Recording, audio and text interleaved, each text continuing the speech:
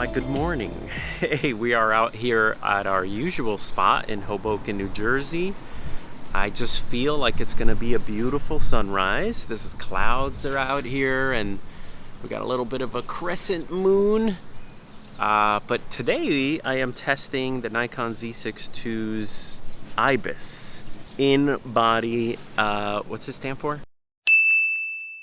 This Nikon Z6 II's image stabilization is really good. I mean, all the shots that you'll see in this video are handheld, including this one, and my arm is getting tired.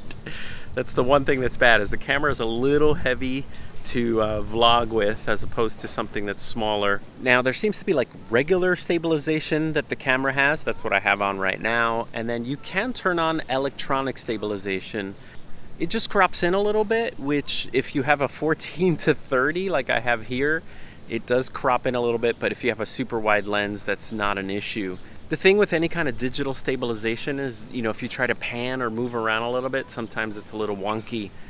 So I have it on the regular stabilization. I think that's good enough. Like, I'm hand holding right now.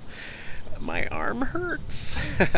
Gosh, the shutter speeds I'm getting. I am a terrible slow speed shooter handheld, and I always bring a tripod when I come to this spot.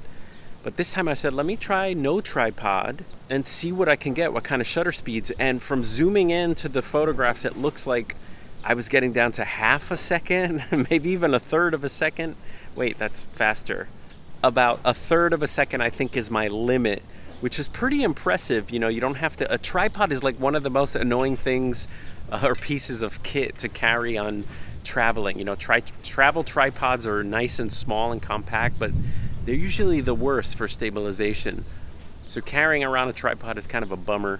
All right, well, this is what the stabilization looks like if I'm just standing still. I have a little bit of a jitter in the hand, but I'm gonna start walking. I'm gonna go as wide. Let's go as wide as possible. This is if we're walking here. I am just walking kind of normal. Now, there also is no flip screen on this camera, so I've got my little budget mirror thing going there. And ooh, that was I fell into a hole there if you saw that. Okay, so I walk that far. I think let's try with the electronic stabilization turned on. All right. Okay, so now we have the electronic stabilization turned on, and I have it at 14 millimeters, the lens. So this is as wide as the lens goes. I can hold it further back if I needed to. It didn't crop so terribly. I thought it would crop a lot more, but so this is with the that stabilization. Now, a lot of times you get some warpy, weird stuff in the corners, so that happens as well. But I always say, like, just stop walking if you're going to be doing an update or if you're talking into camera, and you'll get much better results.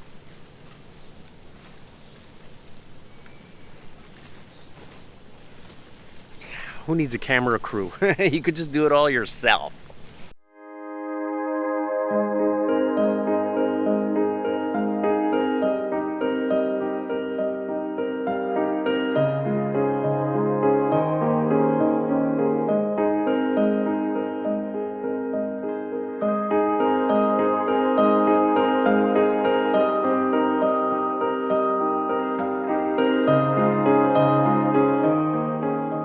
All right, and this is what 24 millimeters looks like with the electronic stabilization on. So if you have a 24 millimeter lens for the Nikon Z system and you hold it with a selfie stick, I have a very long arm. So this is a decent sort of field of view here for vlogging and for showing people stuff like New York here.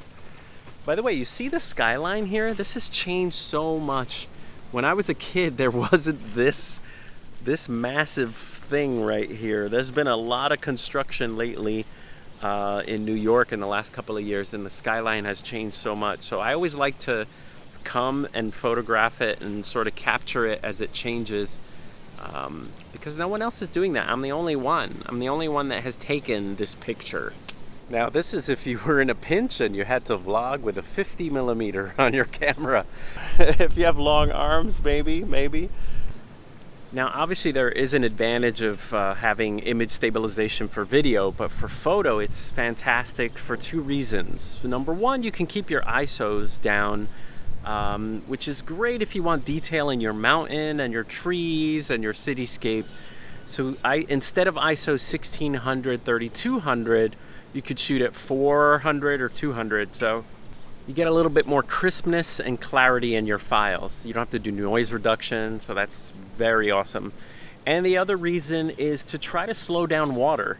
So if you try to shoot at 1/3 of a second, or if there's like a waterfall or a stream of some kind, you can slow the water down, which is a really nice effect. And you don't have to carry a tripod. That's probably the best reason of all. So the IBIS, great for video and fantastic for photo, of course. So right now the sky is kind of doing something. It looks like there's like heavy clouds where the sun is rising. So I'm hoping that this right here gives us something epic. And it's already past sunrise, but there are clouds on the horizon. So sometimes you get cool shots once the sun starts to hit through the clouds, but it's a crapshoot. And right now we got kind of a flat, cityscape here, but we got something going on over there.